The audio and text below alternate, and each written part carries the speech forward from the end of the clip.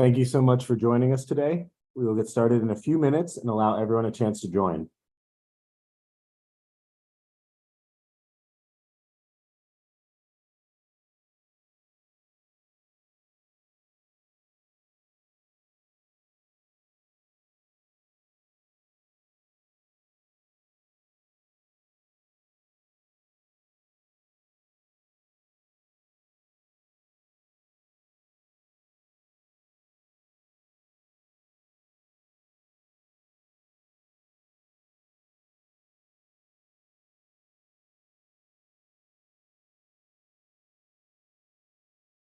Thank you all for joining us today. I'll now turn it over to our moderator, Liz Ferguson.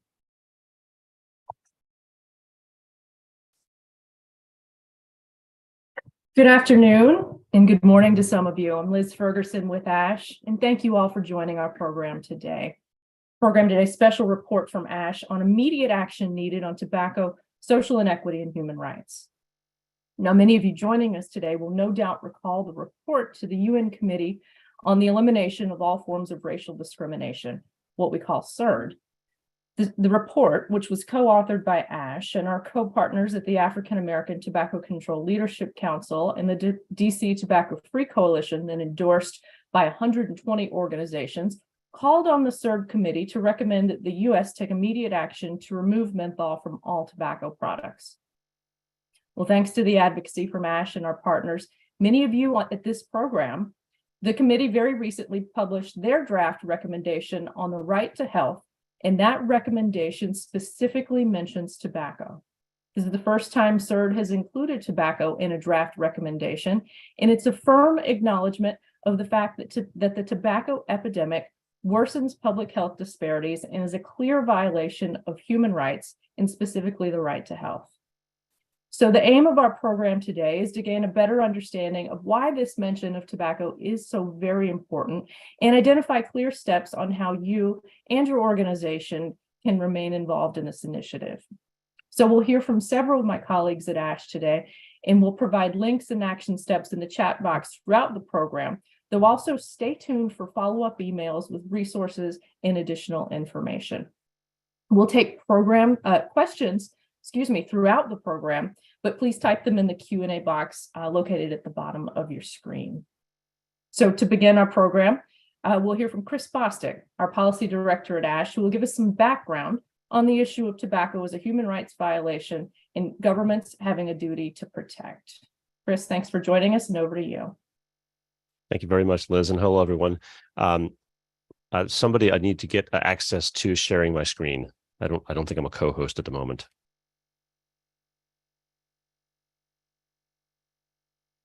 Chris, do you have the green share screen button at the bottom? Oh, there, now it works. Thanks.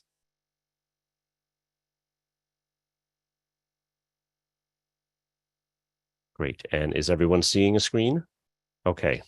All right. Thanks for joining us, everyone. This is a big deal. What Liz just went through. Getting tobacco mentioned by CERD is something we've been striving for several years, and I think it is a sign that a goal that we set over a decade ago is finally coming to pass, which is to convince the human rights community to adopt tobacco as a core part of its mission globally. And I'm hoping that this will be the beginning of a lot of other mentions of tobacco in other fora in the human rights world. Most of you have been on our webinars before, so I'm going to be very brief and just give you a background of how ASH came to the conclusion that we should use human rights as a tool to end the tobacco epidemic. This was something we did over a dozen years ago, an explicit decision to become a human rights-based organization, and all of our programs that we currently undertake derive from that lens, that human rights lens of the tobacco epidemic. So most of you have seen this before, but I'd like to start with this. This was the first instance where a major human rights organization really examined the nexus between tobacco and human rights and came to this conclusion. For those who don't know the story, we discovered in 2017 that the Danish Institute for Human Rights had entered into a contract with Philip Morris International in order to analyze a very small part of their production stream as a form of whitewashing. They were asking them to look at things like child labor and hiring practices and those sorts of things. And so we reached out to DIHR and asked them, or informed them that as a quasi-governmental group, they could not do that. They under Article 5.3 of the FCTC, they're forbidden from entering into these sort of voluntary contracts or voluntary arrangements with the tobacco industry. And to their credit, they immediately canceled the contract and sent the money back. And we asked them then, we thanked them, of course, and asked them if they could just make a statement of why they did that, because most governments have a human rights institute similar to this. And we wanted to, get the message out there that this was something they can't do. And to their enormous credit, they posted something on their website, and this is the crux of it, that they concluded that for the tobacco industry, basically for them to live up to the human right to health, they would have to go out of business immediately. And there was no way that they could alter their business practices in such a way that they could uphold basic human rights. So there's a lot of human rights at play here in the tobacco epidemic, and the nexus with the tobacco epidemic. Obviously, the big ones are the right to life and the right to health. And for our American viewers, the right to life, it means something a bit different in the human rights world than it does in the United States. But of course, right to health is where we do most of our focus, and it has been incorporated into most human rights documents and treaties worldwide. So here's the basic argument from the human rights standpoint, human right to health standpoint. Everyone has a right to life and to health, and that's at all times. It's not sometimes, it's not some people, it's everyone all the time. Governments have a duty to enforce those rights. So upholding human rights by governments is not merely a matter of not harming human rights. They have a duty to protect their citizens from being harmed by others, by third parties, including corporations. So governments therefore have a duty to protect their citizens from the tobacco industry and the harms from tobacco. And I think that's a really important statement. We have always felt that governments have the right to regulate tobacco and to save lives. They actually have a duty to do so. And when they don't do that, they're not upholding their basic obligations under human rights law. And of course, it also means that there are legal remedies available at the international, regional, and national levels. And this is one of the reasons that we got involved in human rights. The Framework Convention on Tobacco Control has no enforcement mechanism. And there's no way for one government to call out another government for not doing what it's supposed to be doing under the FCTC. But human rights treaties do have enforcement mechanisms. They're not very strong. They don't have a policing power, but they do have enforcement committees that talk to governments about where they're not living up to their obligations and how they might improve. So when it comes to transnational corporations especially, but third parties more generally, there are these things in human rights called the Ruggie Principles, and it's named after the professor at Harvard University who first put them forward as a way to incorporate corporations into the human rights spectrum. And it's the protect, respect, and remedy framework. And the protect applies to governments. They have a duty to protect their citizens from the tobacco industry. The respect applies to the industries, and to the tobacco industry has an obligation to uphold human rights norms. And when they fail that, it bounces back to protect. And so the government can't just throw up its hands and say, well, what are we going to do? The industry is just not playing nicely. They have to stop them. And then, of course, the remedy is making whole those people that have been harmed by the tobacco industry, and which can mean a lot of different things. But one really important thing I think it means is that governments and society in general have an obligation to provide cessation treatment for people that have been addicted to tobacco products. So in the United States, anytime we ratify a treaty, it becomes national law. That's not true in every country. Various systems treat it differently. But in the U.S., it is national law once it's a treaty, and it's at the same level as the Constitution in terms of law. It also applies not just federally, it applies at the state and local levels as well. So we can hold local governments accountable for their obligations under a human rights treaty that the U.S. has ratified. Now, the U.S. does not ratify very many human rights treaties, unfortunately, but they have ratified the treaty that we're talking about today, which is the Convention on the Elimination of All Forms of Racial Discrimination, or CERD for short. And so we can hold the federal government, state governments, and local governments accountable for their obligations under CERD. So this is just basically the argument. I gave you the argument in general for human rights and tobacco. This is the argument for CERD. And so CERD includes the right to public health and in the treaty itself. So right to health is there. And because it is national law, the United States, at least, is required to protect those rights. But any country that has ratified the treaty is required to protect that right to health. And everybody knows that tobacco violates a lot of human rights, but most notably the right to health. And in this case, by targeting the Black community and other communities within the United States and elsewhere, they're violating CERD specifically by creating health injustices and health inequities. And so we can use CERD to report those violations and to put pressure on governments to do better.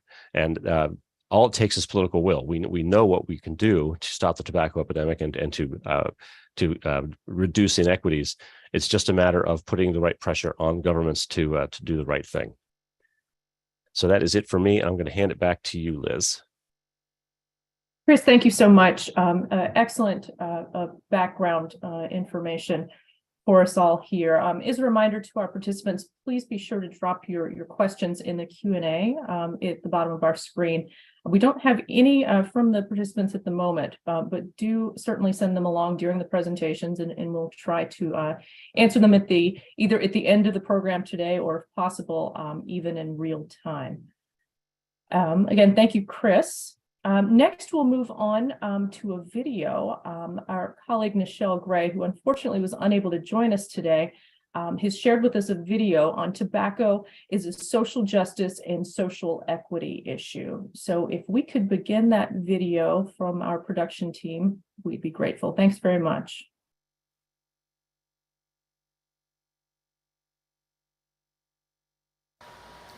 Hello, everyone. Today, I want to discuss the often overlooked topic of tobacco and social justice and its profound impact on marginalized communities. Tobacco, with its long and complex history, stands as a symbol of colonization, exploitation, and social inequality. From its origins in the Americas to its global expansion, tobacco cultivation has frequently been associated with the oppression of minorities, indigenous populations, and other vulnerable communities. In the US, by the end of the 17th century, demand for tobacco steadily increased while indentured servitude declined. This brought on the influx of enslaved people from Africa. The number of enslaved grew from an estimated 100,000 at the beginning of the 18th century to 4 million at the start of the Civil War, and the tobacco industry thrived on the backs of the enslaved. In time, the tobacco industry went from utilizing Black people as their labor force to making them the target of their exploitative marketing. It's crucial to recognize that the tobacco industry strategically preys upon the most vulnerable populations, and that people with lower incomes, minority communities, and those already facing social marginalization are disproportionately under attack. Big tobacco companies exploit these communities by placing more advertisements strategically in the community, hijacking cultural icons for ads, and promoting cheaper and more addictive products in those targeted ads. There is a 60-plus year history of predatory marketing of menthol cigarettes to African Americans in the US, with rates of menthol use skyrocketing every few decades, a clear sign of the tobacco industry's targeted marketing. In the US, African Americans are more prone to the health-related problems associated with tobacco use and are more likely to die from tobacco-related diseases. As a whole, smoking rates are consistently higher among disadvantaged populations across the globe. Low socioeconomic backgrounds have smoking rates almost twice as high as those with higher socioeconomic backgrounds. And similar disparities can be observed in Europe and other regions. Far and wide, the most vulnerable are suffering from this insidious predator. Indigenous populations in Australia and New Zealand, for example, have endured the devastating effects of tobacco. Centuries of colonization introduced this addictive substance to their lands, resulting in alarmingly high rates of smoking addiction and its related health consequences within their communities. The fight for social justice demands that we address the tobacco epidemic head on. When we speak of equity, we must acknowledge the devastating impact smoking has on marginalized communities. This issue is not about individual choice, because addiction removes that choice. Our fight encompasses the systemic factors that perpetuate tobacco addiction among vulnerable populations. To confront this issue, we must strive for a future where tobacco-related disparities are mere remnants of the past. We must challenge the exploitative practices of the tobacco industry, work collectively toward building an equitable society, and advocate for policies that prioritize our human right to health. Thank you.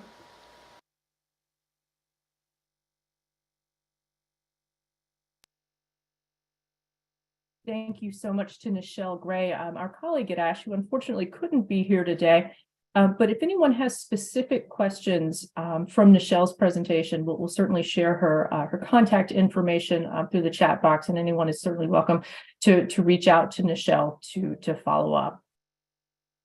Next, I'll turn the mic over to Kelsey Romeo-Stuppy, Managing Attorney at Action on Smoking and Health, to update us on ASH's work submitting various human rights reports. So Kelsey, over to you. Hi, everybody. Thanks, Liz.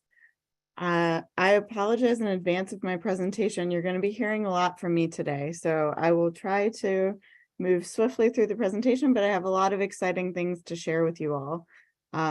So the reason we're here today is to talk about tobacco control advocacy and the International Convention on the Elimination of all forms of racial discrimination. Before I get started, the treaty is the International Convention on the Elimination of all forms of racial discrimination, CERD, and the committee is the Committee on the Elimination of Racial Discrimination, CERD. It's confusing, and usually they're interchangeable, but if you see CERD, it specifically refers to the treaty document, and CERD to the committee. So let's get started. Our special report today, I wanted to talk first about how ASH got involved with CERD, and then our report to CERD on the US, which many of you on this call were involved in, and then moving into the new information for today, general recommendation number 37, communications around that, potential outcomes and impacts, and some resources.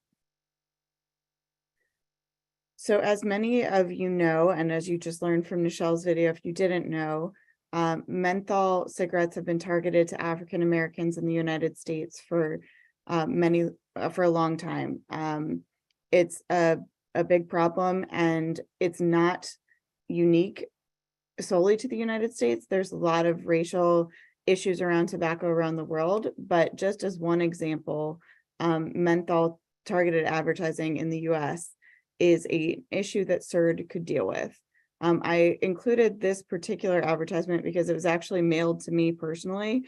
I received that one in the mail, let's see, about 4 years ago. So it's very modern, and they're clearly still doing it. So what does menthol have to do with CERD? First, we realized that menthol is a problem. We need to start with that. Not we realized it. We've obviously known for a long time, and our colleagues at AATCLC have been at the front of this fight for quite a while. But as we were discussing what could be done about menthol in the United States, we decided to bring a lawsuit against the FDA. While we were preparing this, my oldest daughter, who was about 4 at the time, had been asking what I do at work. So I'd been explaining to her about menthol and targeted advertising as much as you can to a 4-year-old. And we walked by this store, this actual smoke and vape shop that's not far from my home. She was also learning to read at the time. So she looks up at the sign and she goes, SMOKE. Mommy, that's a smoke store. They're tricking people into buying cigarettes. So we figured if my 4-year-old can get the whole concept of tricking people into smoking, then maybe the FDA and human rights bodies could too. So we, along with our partners at AATCLC who led the fight, filed a lawsuit against the FDA. We were soon joined by the American Medical Association and the National Medical Association. And this was a lawsuit that filed up on a petition that had been submitted by the Public Health Law Center around the FDA's inaction to do anything about menthol cigarettes. As I'm sure you all know by now, the FDA has decided to move forward with a rule on menthol. We're supposed to see that in August. Hopefully we will, but I think we're probably looking at a delay. So while we were dealing with the lawsuit and hoping it would move forward, we were wondering what else we could do to help speed up the process. So during that time, we decided to utilize the International Convention on the Elimination of All Forms of Racial Discrimination, CERD. Along with the lawsuit, we wrote a complaint to CERD, and we had 120 organizations sign on and send it to CERD, to the Committee on the Elimination of Racial Discrimination. We were encouraging them to hold the US accountable through human rights mechanisms because they were failing to protect the right to health of African Americans by allowing menthol sales to continue in the United States. The reason that this is even possible is because the United States is a party to this treaty, which means that they're legally bound to it, as Chris said. So we can ask the committee to ask things of its member countries, and we did. It got a fair amount of recognition and press, and we were really proud of how many organizations around the world signed on, calling on this committee to take action. You can see that our CERD report to the US was also submitted, and it's here on their website. All other civil society organizations are listed there as well when you open the document. But this was in the United States reporting cycle. So countries that are party to a treaty are obligated to report to it. The cycles vary a little bit treaty to treaty, but it's about every 5 years. And the United States happened to be up for review. So it was perfect timing. And we submitted and asked them to hold the US accountable. And the DC Tobacco Free Coalition was integral in this process. They drafted a big chunk of this document. And we were very pleased with how well it did.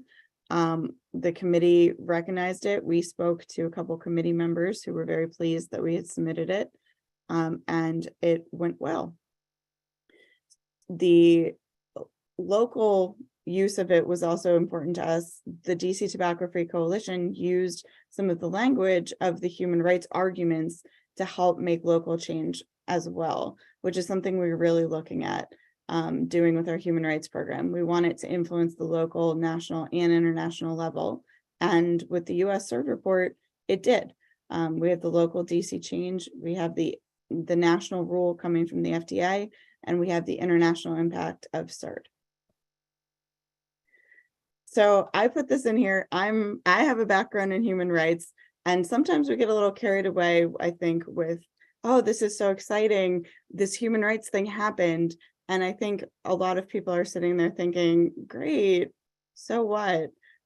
So I wanted to take a moment and stop and talk about the so what of this, because we're going to ask you to contribute to another important human rights thing. And I want to make sure we understand why it's having an impact before we ask you to do that.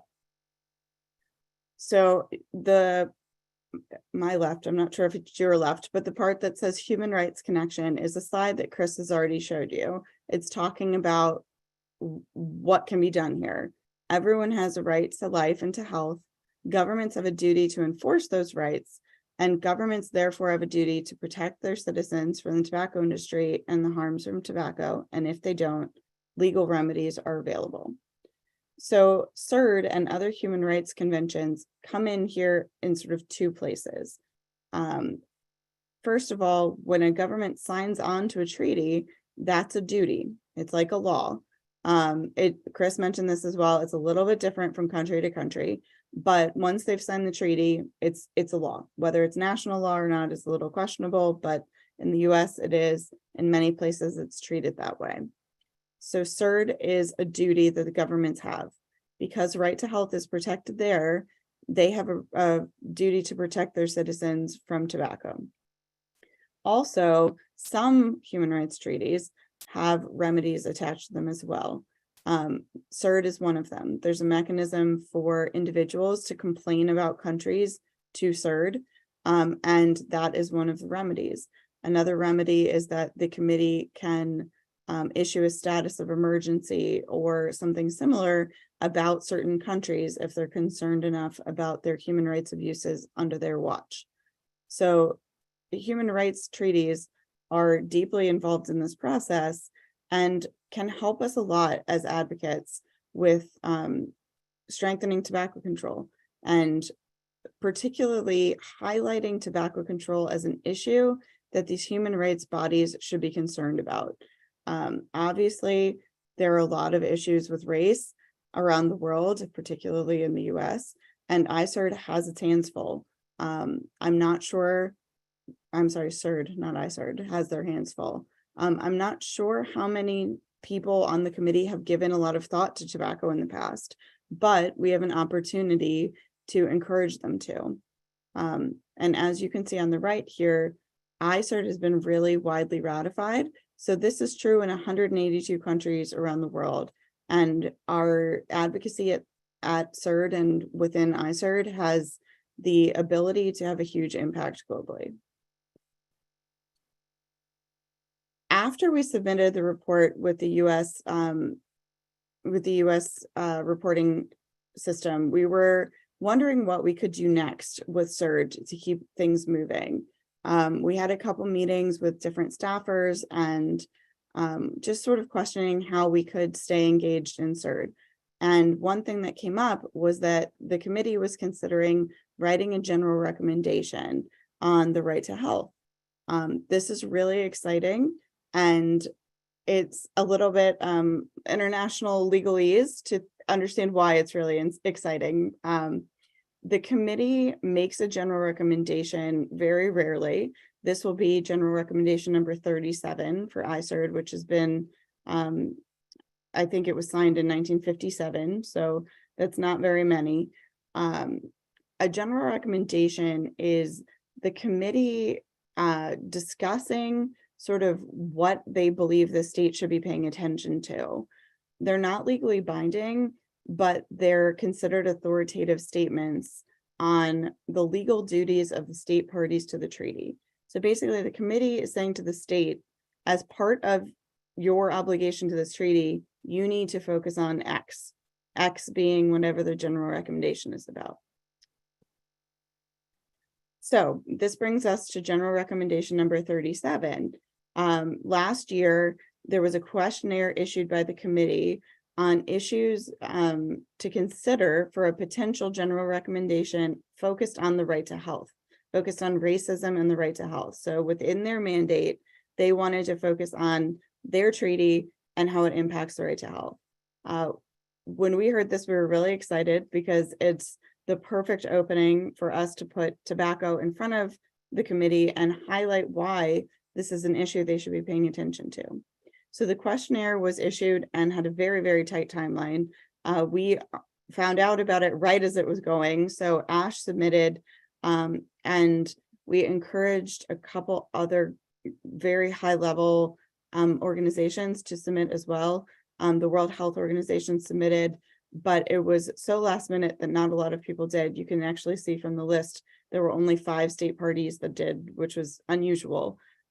But still, the ball got rolling, which is a great start. We're excited about that.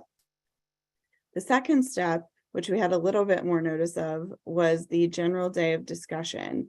In preparation for starting work on this general recommendation, the committee had a general day of discussion on racial discrimination and the right to health.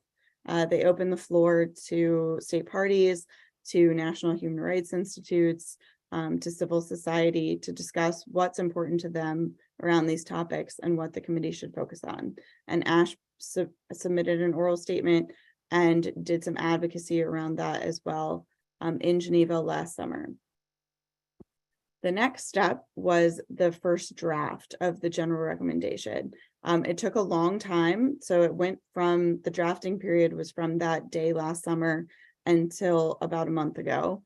And the committee published the first draft of their general recommendation on racial discrimination and the enjoyment of the right to health. We were really excited to see that tobacco was included. This is a huge victory in and of itself. It's great to have the word tobacco in it. We'll talk about sort of wins later, but if this was the final draft tomorrow, it would be a huge win that we have tobacco in there. You can see that it's a focus on tobacco and alcohol disparities and how public health does not address them. So it's a good mention, but we want more, right? This is a great start, but we want more. So now why we're here today, the comments on the draft are open. There's a call for contributions on this draft, but it's a very fast turnaround. The comments are due by August 4th. We've talked to a lot of people in the UN human rights system in the past about if it's better to submit multiple submissions from different groups or to have one signed on by a lot of groups. And they have almost universally told us that it's much more impressive to human rights bodies to have one submission coming from one voice supported by as many people, as many organizations as possible. So while we would be happy to encourage you to submit your own, if you'd like to do that, we're happy to help. I think the most impactful thing we can do is submit one. So I wanted to walk through today what we're adding to the recommendations for the committee. And then after the webinar today, we'll give you the resources for the draft of our submission, the sign-on link, some frequently asked questions, and some social media around it as well. So we have all of that to share. I just thought it would be easier maybe to walk through it first. So what are our recommendations? The only language that's in it so far is what I just showed you. So we figured we'd ask for everything and hopefully we'll get something. The first ask is easy. We asked for them to call on all states to ratify the FCTC.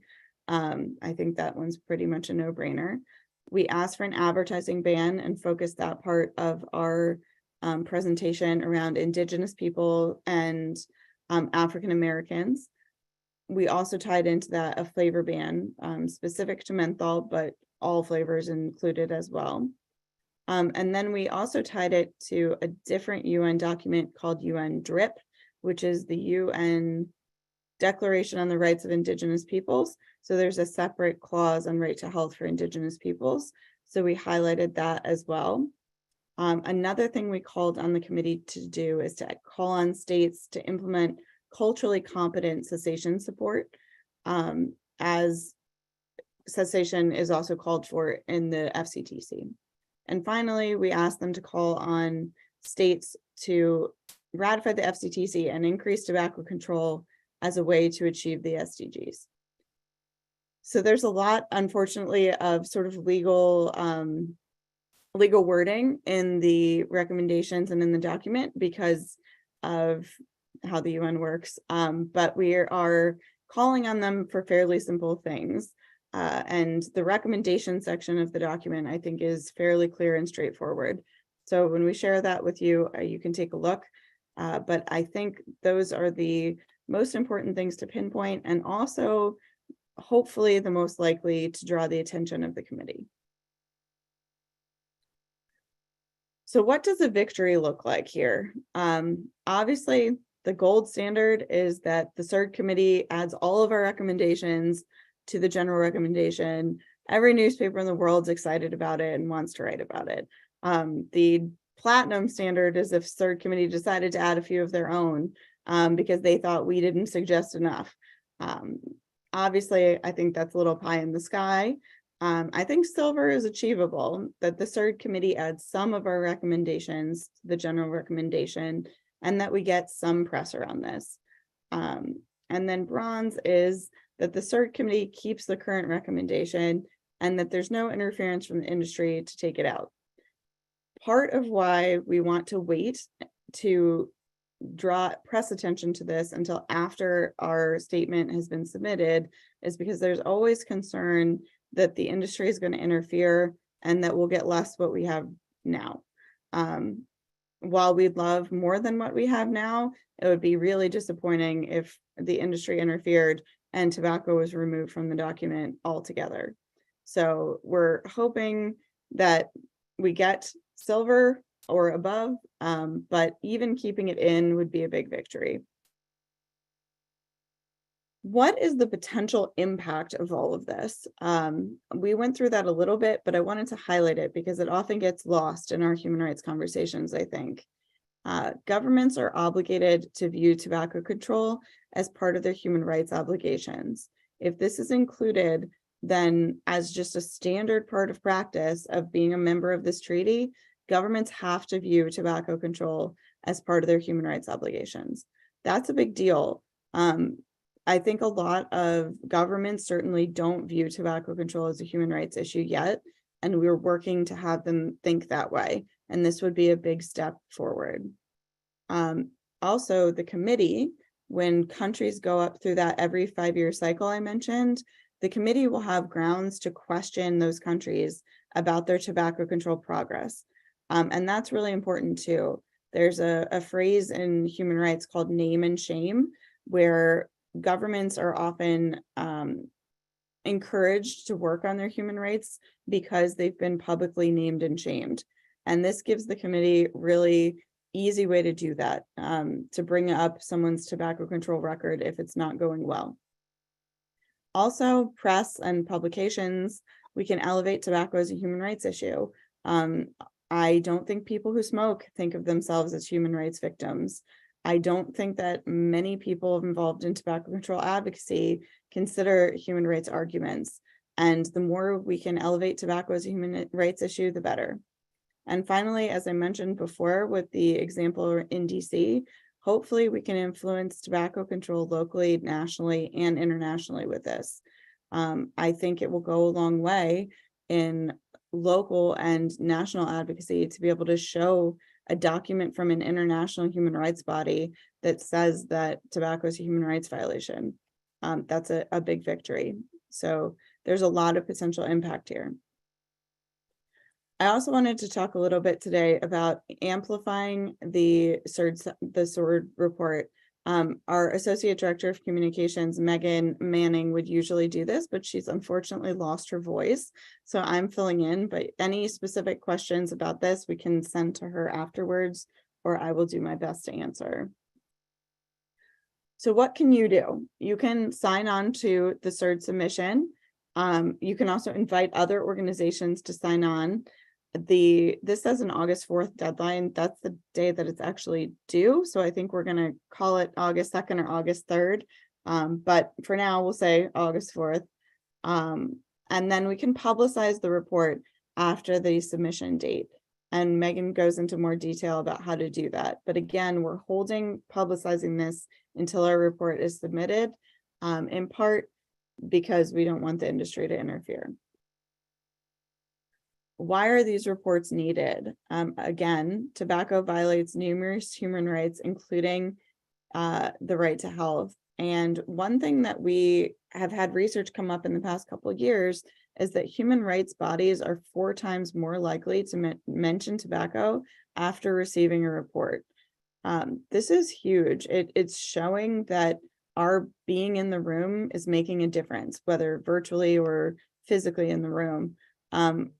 The human rights bodies aren't thinking of this on their own. We need to be there to bring it up. So this is a great way to do that. What does the messaging look like around this? We want to make our submission newsworthy. We want to connect it to other breaking news items, connect it to social justice and health equity. We want to highlight local health disparities and tobacco use rates in your community. This isn't just some international body that sits in Geneva and has nothing to do with people in your community. We need to tie it back and make it make sense. And a good way to do that in the US is around menthol and menthol bans. You can also share a personal story of someone who's hurt by tobacco, or possibly someone who started smoking as a minor because of menthol ads they saw, or because of any other issue that might be connected to race. Just as an example, I saw a study recently that Black Americans want to quit smoking much higher rates than whites, and also fail at a much higher rate than whites because they don't have the cessation support or the culturally competent cessation support. So that's another way to connect it without necessarily connecting it to menthol. A media outreach. Megan has all of these resources ready to go to help any organization that would like to do media outreach on this, and we'll share all the links after. But she has a press release fact sheet, an op-ed fact sheet, and a letter to the editor fact sheet, and they live on our website and are ready to be utilized. We're also happy to answer questions, Megan or I, individually as you need, so feel free to reach out. It's also great to create website content, blogs, content page, etc., a report release announcements. Whatever works best for you and your organization is great. We're happy to have you link to ours, or whatever works best for you. And then amplifying on social media. We will email all the signatories of this document social media graphics for your use. You're also able to make your own social media content using our stock photos or videos. And we are happy to be tagged or tag you, or however that works. I'll leave that up to Megan. That's a little outside my area of expertise. So last, before we open it up for questions, the process on all of this. Sign on to ours or submit your own comment by August 4th. Prepare your communications around the comment. Participate in regional consultations. There's more information coming on this. I'm happy to discuss more if people are interested, but it's very late breaking news here, so I won't get into it right now. After this is submitted, the CERD committee is going to draft the next draft. It might be the final draft, or it might be draft 2. We're not sure yet. But we're hoping to engage with the CERD committee members as they begin the drafting process, so they don't forget about us. There are CERD committee members from many different countries, so we will be asking our allies around the world if you have connections to specific committee members, or if you will be in an appropriate place to reach out to them. So we would love help with that as well. The next draft will likely come up at the November CERD meeting. So we'd love help engaging in that as well, either virtually or in Geneva. And then when we get a final draft, we would love your support in publicizing the outcome, because it'll be hopefully an exciting victory for all of us. There are a couple of resources here. There's the link to the draft. There's a link to the webpage we've started on this topic, and there's the sign-on link. We'll share all of these after the webinar, but they're here as well. And then I just wanted to say thank you very much. This is Megan's contact information and my contact information, and we're here to help, and we really appreciate everyone's support, and thank you for coming. And I will hand it back to Liz. Thank you, Kelsey. Excellent presentation. Realize that was a lot of information that you put together and shared with the program today. So we certainly are expecting a lot of feedback and a lot of questions as we move forward. Chris, I'll ask you and Kelsey to stick around just so we can get to a few of the questions that we have received. And a very good one here from Benjamin Verhagen. What is the expected backlash from the tobacco industry, and how can parties who are aligned with ASH best prepare and combat the backlash? Kelsey, would you like to start? And then Chris, you're certainly welcome to jump in. And Ben, thank you for the question. Sure. I would expect that the most likely backlash is that the tobacco industry will very quietly lobby the committee to have the word tobacco removed in all aspects and in any draft. So I think, unfortunately, the worst possible backlash is backlash we don't know about until it's too late. Yeah, I'll mirror that. The tobacco industry tends to be quiet about this publicly, about human rights in general, because they know they don't have a leg to stand on, but they're very adept at working behind the scenes, and rarely as themselves. They will send surrogates to go and talk to committee members. So it's a very difficult thing to track and to fight back against. But I think the more we can publicize our side of the story, the harder it is for them to work behind the scenes. Just anecdotally, it's kind of funny. Laurent and I were at the Human Rights Council 2 summers ago and introduced ourselves to someone standing in front of us in the lunch line, and it was a young intern working for Philip Morris.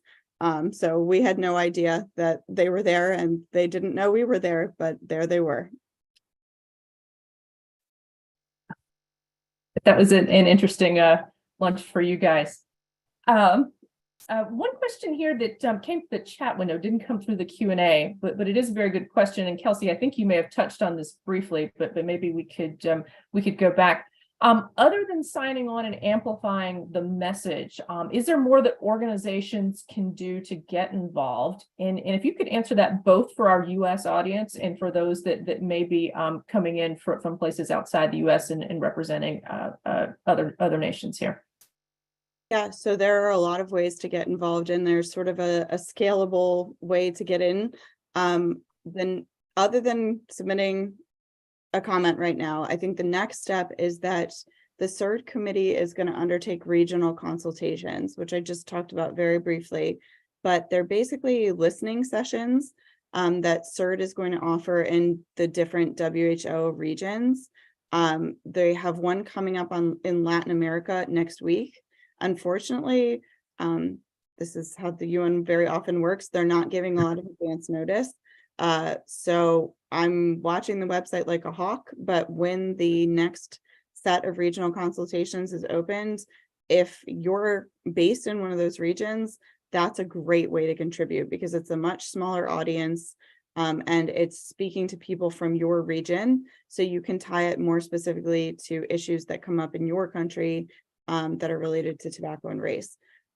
Also, if you want to get more involved with the committee, there's lots of other opportunities that aren't necessarily specific to the general recommendation today, but they have calls for input very frequently around issues related to race, and they very frequently tie to health.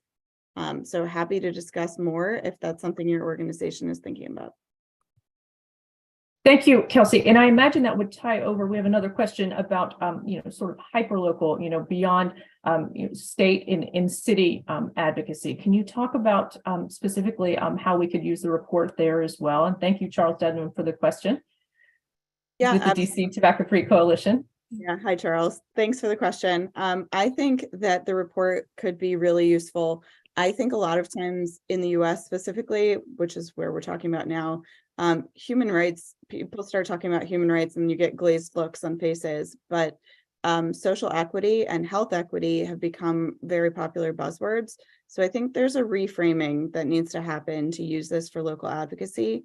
I think talking about how menthol is a social equity issue or a health justice issue is a very effective way of going about this. And this is one more example of that. So I think it's pretty impressive to city councilors or other local government reps when you can put down a piece of paper signed by an international human rights body and say, look, tobacco is negatively impacting vulnerable populations in the district. Here's an example of a human rights committee that thinks so. So Chris, over to you if you have any other thoughts, but I think it's really helpful. I do too, and I've already been using both human rights and CERD specifically in local advocacy.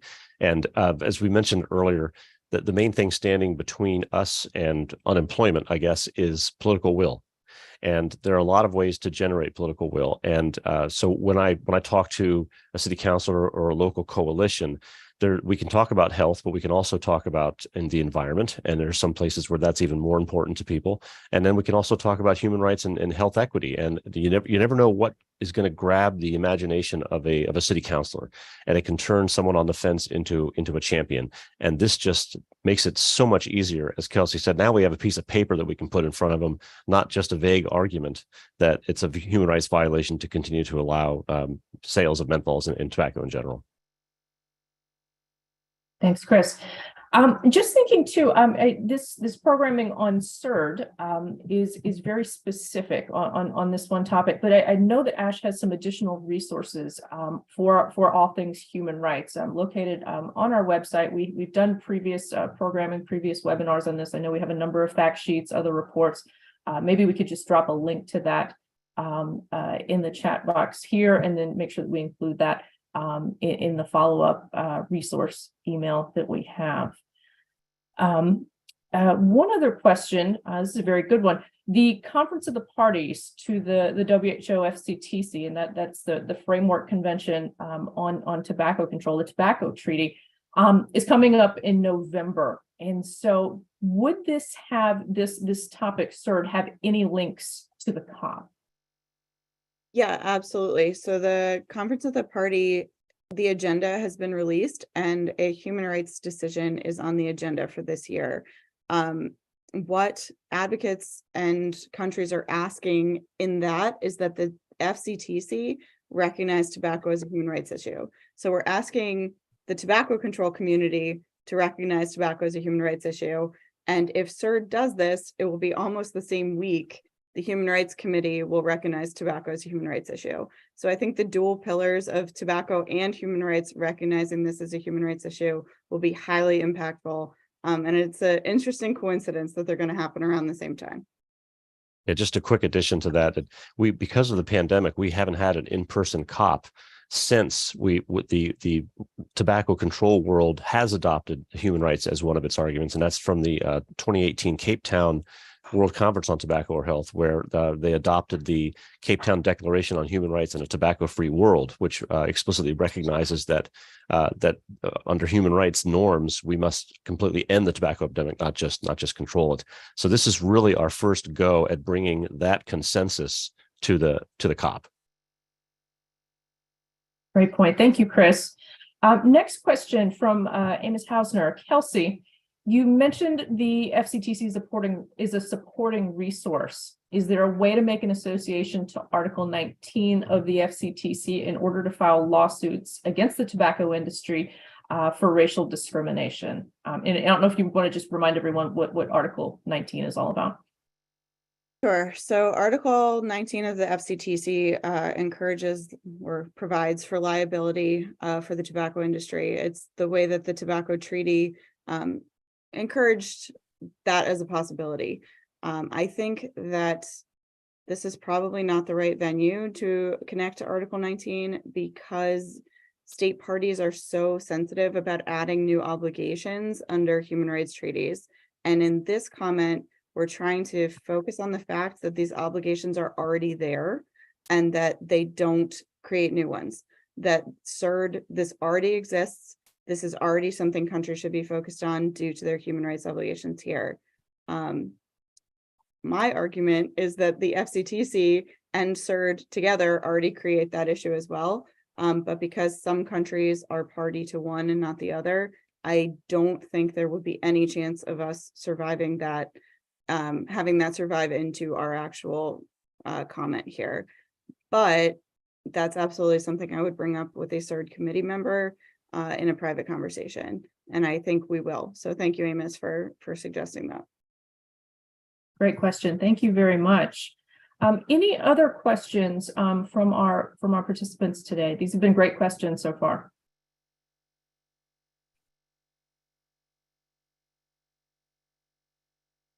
And I don't see any others yet.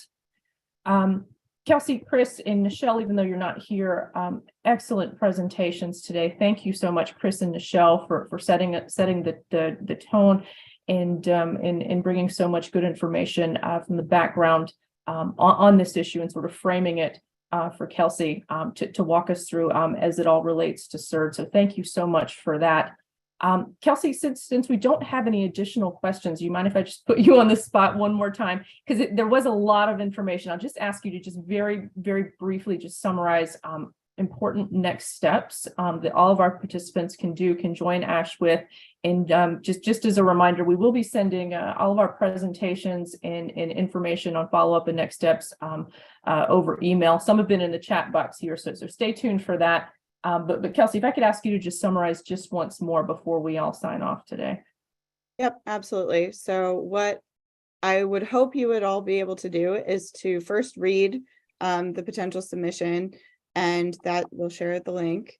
Then sign on and share it with other organizations that could sign on. Not sure if I mentioned this before, but it's an organizational sign on, not an individual. So we'll need to be really clear about that.